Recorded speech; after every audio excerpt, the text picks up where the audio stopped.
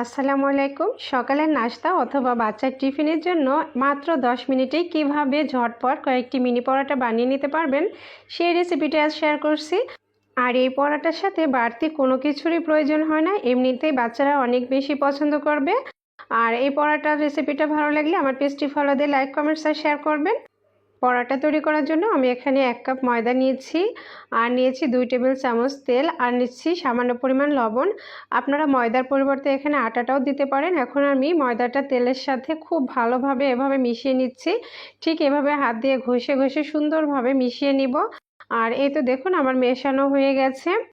তারপর আমি নিয়ে নিচ্ছি কুসুম গরম পানি। আর কুসুম গরম পানি দেওয়ার ফলে ময়দাটা মেখে রেস্টে রাখার কোনো প্রয়োজন হবে না। এটা মাখার পরপরই পরোটাগুলো বানিয়ে নিতে পারবেন। আর এই পরোটাটা কিন্তু অনেক সফট হবে আর অনেক মজার হবে। আমি 8 থেকে 10 মিনিট ঠিক এভাবে মথে নিয়েছি।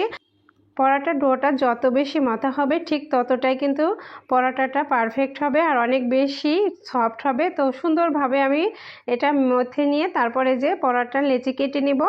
আর পরোটার লেচি কাটার জন্য আমি এভাবে লম্বা করে তারপর ছুরি দিয়ে কেটে নিচ্ছি, যেন 4টা পরোটা একদম পারফেক্ট সাইজের হয়। এই যে গোল গোল করে কেটে নিয়েছি। এটা অনেক টেস্টি একটি পরোটা। আর এই পরোটা খাইতে কোনো ডিম, সবজি, ডাল কোনো কিছুরই প্রয়োজন হবে না। বাচ্চারা এমনিতেই খুব মজা করে খেয়ে নেবে। আর এই তো দেখুন আমি রুটির মতো পাতলা করে বেলে নিচ্ছি আর একটা গোল রুটি তৈরি করে নিব। এই যে দেখুন ঠিক এভাবে রুটিটা আমি বানিয়ে নিচ্ছি। খুবই সফট একটা রুটি হয়েছে। এই যে দেখুন পাতলাটা ঠিক এমন নিতে হবে, খুব বেশি পাতলার প্রয়োজন নেই। আর এর উপরে আমি দিয়ে দিচ্ছি কিছুটা ময়দা আর দিব এখানে চিনি। আমি এখানে 1 টিস্পুন চিনি দিয়েছি আর 1 টিস্পুন গুঁড়া দুধ দিচ্ছি।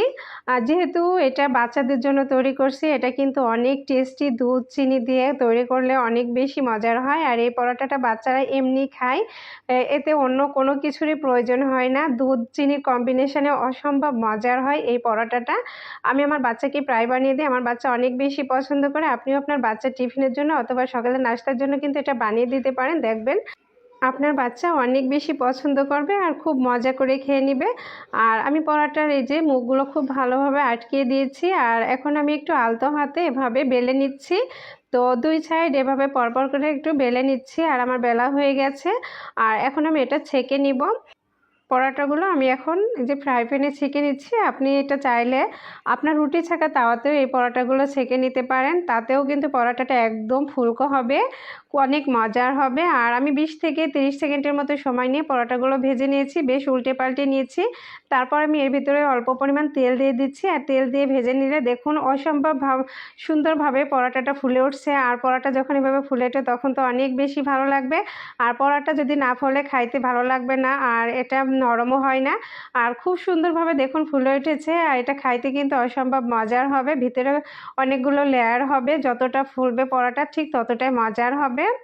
আমার পরোটাগুলো ভাজা হয়ে গেছে, এখন আমি পরিবেশনের জন্য তুলে নিয়েছি। দেখুন ফুলকো ফুলকো 4টা পরোটা হয়েছে মাত্র 1 কাপ ময়দায়। আপনি এভাবে ঝটপট বানিয়ে নিতে পারেন, এটা কিন্তু অসম্ভব মজার। দেখুন খুবই সফট একটা পরোটা।